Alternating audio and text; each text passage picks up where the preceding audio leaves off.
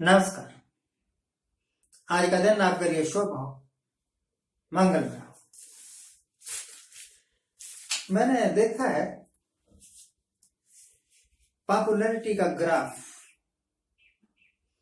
पहले ऊपर उठता है और फिर पीक पर पहुंचने के बाद नीचे गिरना शुरू हो जाता है। ग्राफ का मतलब जब आदमी की लोकप्रियता बढ़ती है, सारे उसे पसंद करते हैं। ऐसा लगता है कि पूरा जमाना ही उसके साथ है, उसकी तारीफ कर रहा है।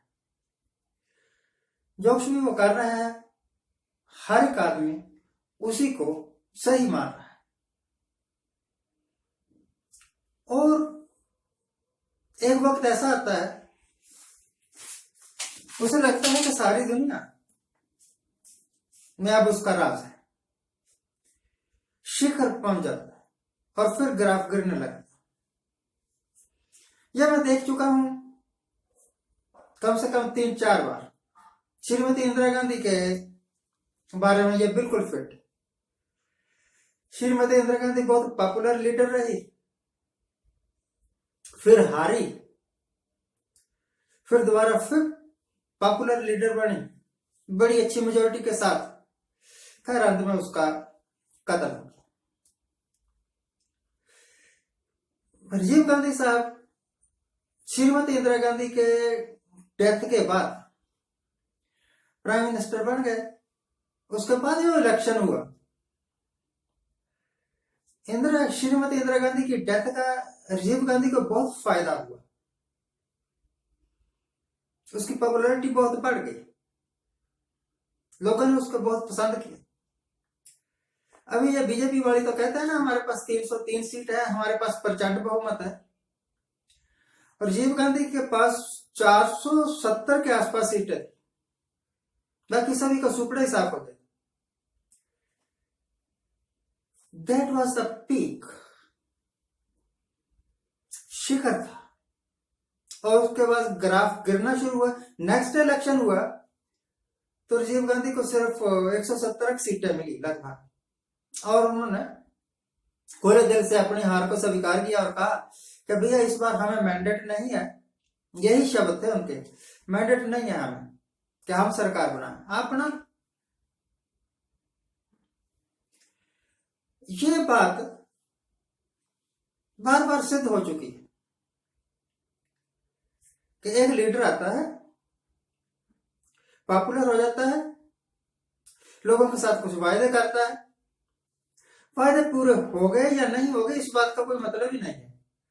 कुछ देर बाद लोगों को लगता है कि यह लीडर जैसा हम चाहते थे वैसे काम नहीं कर पा रहा,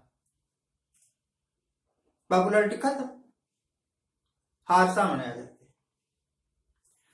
2014 में जब नरेंद्र मोदी साहब आए थे, उस वक्त इनकी पॉपुलैरिटी इस करके नहीं थी कि ये बहुत काबिल थे और इन्होंने बहुत अच्छे काम करके दिखाए हुए थे। कांग्रेस रजीम से लोग दुखी थे, बदलाव चाहते थे और बदलाव का चांस मिला।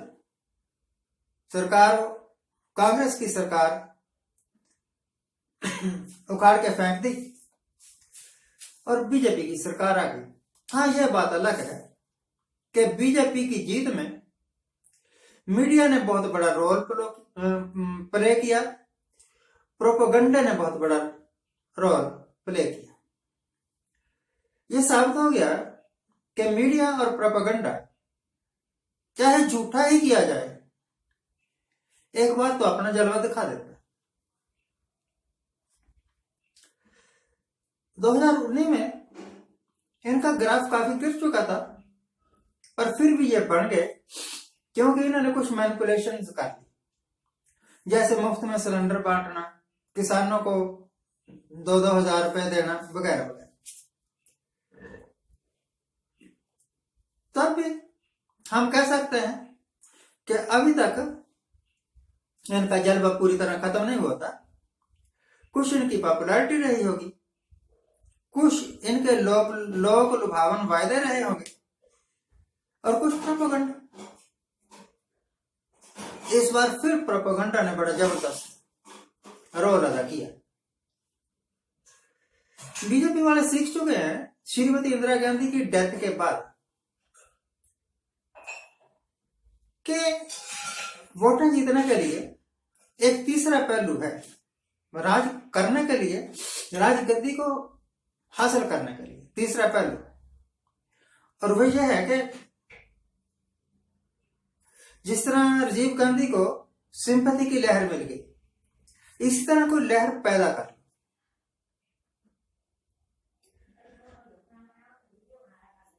दो 2014 में तो समझ लो कि एंटी इनकम्बेंसी थी कांग्रेस के अगेंस्ट।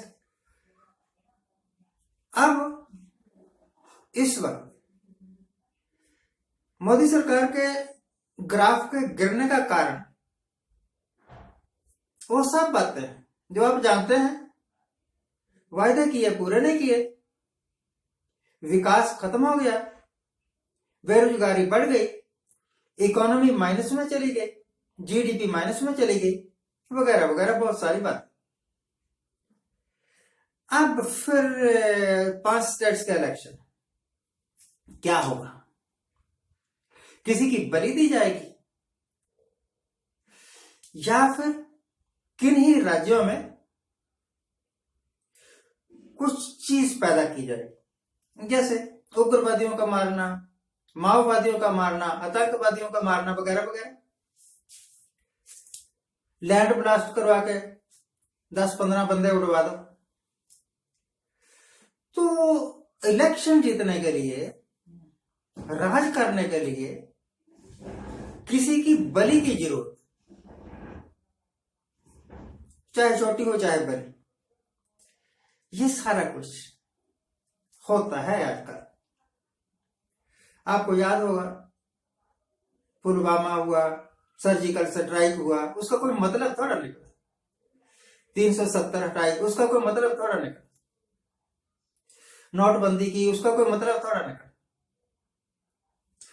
तो वो सारी बातें जो ये कर चुके और उसका कोई फायदा नहीं हुआ, जो कुछ ये करने वाले होंगे उनका फायदा निकलेगा या नहीं निकलेगा, ये तो अभी आने वाले वक्त के गर्भ में है ना। तो ये बात यह है कि देश के हित में, समाज के हित में, लोगों के हित में, गरीब गुरबे के हित में, मध्य वर्गीय लोगों के हित में आप जब वोट डालें तो ये सोच कर डालें कि सिर्फ मेरा ही लालच पूरा ना हो, पूरा देश, पूरा समाज सुरक्षित रहे। सुल्तान आजम हिंद ने कल एक रेलवे स्टेशन का उद्घाटन किया, 400 करोड़ रुपए लगा के उसको रिनोवेट किया गया है। ये 400 करोड़ हमारा ही लगा है, सरकारी खजाने में से ही खर्च हुआ है। और अब इस स्टेशन को प्राइवेट सेट चलाएंगे, यानी पैसा गवर्नमेंट ऑफ इंडिया का और फायदा उठाएंगे वो।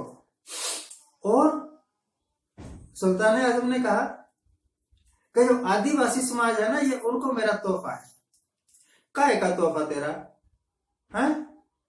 एक 5 रुपए की, 10 रुपए की जो प्लेटफॉर्म टिकट हुआ करती थी, अब ये चाहे तो 50 रुपए में बेचे, चाहे तो 100 रुपए में बेचे।